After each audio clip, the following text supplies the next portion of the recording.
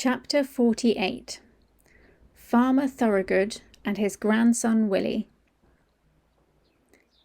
At this sale, of course, I found myself in company with the old broken-down horses, some lame, some broken-winded, some old, and some that I am sure it would have been merciful to shoot. The buyers and sellers, too, many of them, looked not much better off than the poor beasts they were bargaining about. There were poor old men trying to get a horse or pony for a few pounds that might drag about some little wood or coal cart. There were poor men trying to sell a worn-out beast for 2 or 3 pounds, rather than have the greater loss of killing him. Some of them looked as if poverty and hard times had hardened them all over, but there were others that I would willingly use the last of my strength in serving. Poor and shabby, but kind and human, with voices that I could trust. There was one tottering old man that took a great fancy to me, and I to him, but I was not strong enough. It was an anxious time. Coming from the better part of the fair, I noticed a man who looked like a gentleman farmer, with a young boy by his side. He had a broad back and round shoulders, a kind ruddy face, and he wore a broad-brimmed hat. When he came up to me and my companions, he stood still, and gave a pitiful look round upon us. I saw his eye rest on me. I still had a good mane and tail, which did something for my appearance. I pricked my ears and looked at him.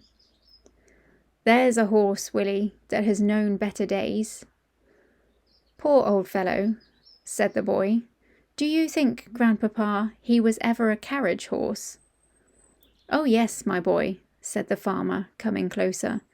"He might have been anything when he was young. Look at his nostrils and his ears, the shape of his neck and shoulders. There's a deal of breeding about that horse." He put out his hand and gave me a kind pat on the neck. I put out my nose in answer to his kindness. The boy stroked my face. "Poor old fellow, see, grandpapa, how well he understands kindness. Could you not buy him and make him young again, as you did with Ladybird?" "My dear boy, I can't make all old horses young. Besides, Ladybird was not so very old as she was run down and badly used." "Well, grandpapa, I don't believe that this one is old. Look at his mane and tail. I wish you would look into his mouth, and then you could tell. Though he is so very thin, his eyes are not sunk like some old horses."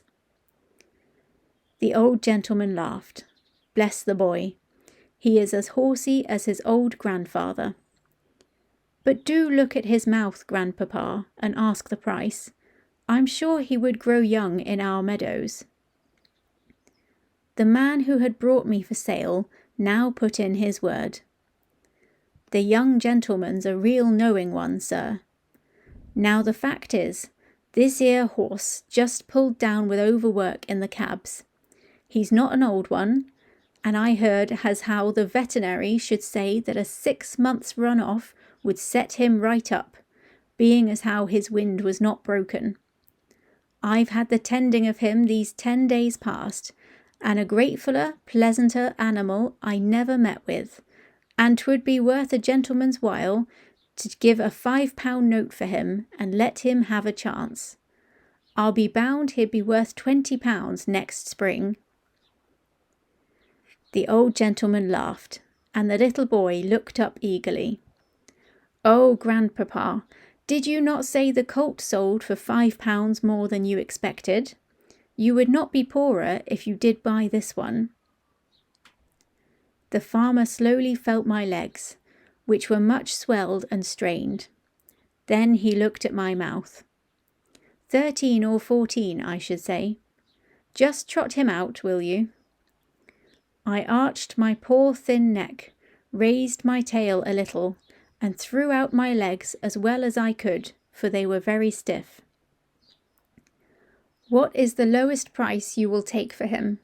said the farmer as I came back. £5, sir. That was the lowest price my master set." "'Tis a speculation," said the old gentleman, shaking his head, but at the same time slowly drawing out his purse. "Quite a speculation. Have you any more business here?" he said, counting the sovereigns into his hand. "No, sir. I can take him for you to the inn, if you please." "Do so. I'm now going there." They walked forward, and I was led behind.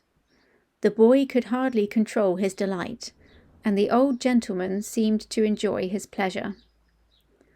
I had a good feed at the inn, and was then gently ridden home by a servant of my new master's, and turned into a large meadow with a shed in one corner of it.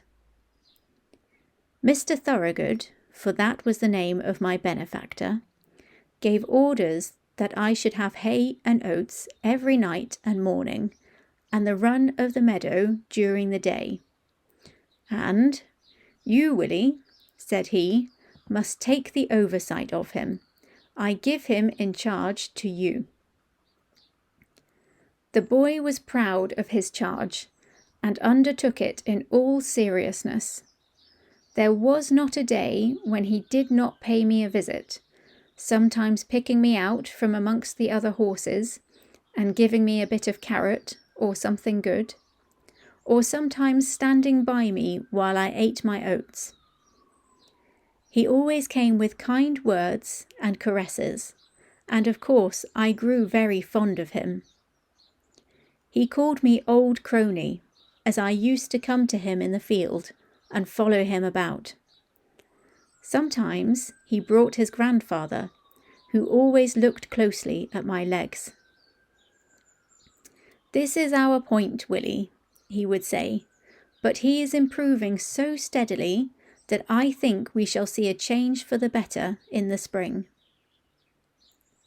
The perfect rest, the good food, the soft turf, and the gentle exercise soon began to tell on my condition and my spirits. I had a good constitution from my mother, and I was never strained when I was young, so that I had a better chance than many horses who have been worked before they came to their full strength. During the winter, my legs improved so much that I began to feel quite young again. The spring came round, and one day in March Mr. Thorogood determined that he would try me in the phaeton. I was well pleased, and he and Willie drove me a few miles. My legs were not stiff now, and I did the work with perfect ease. "He's growing young, Willie. We must give him a little gentle work now, and by midsummer he will be as good as Ladybird. He has a beautiful mouth and good paces. They can't be better. Oh, Grandpapa, how glad I am you bought him." "So am I, my boy, but he has to thank you more than me. We must now be looking out for a quiet, genteel place for him, where he will be valued.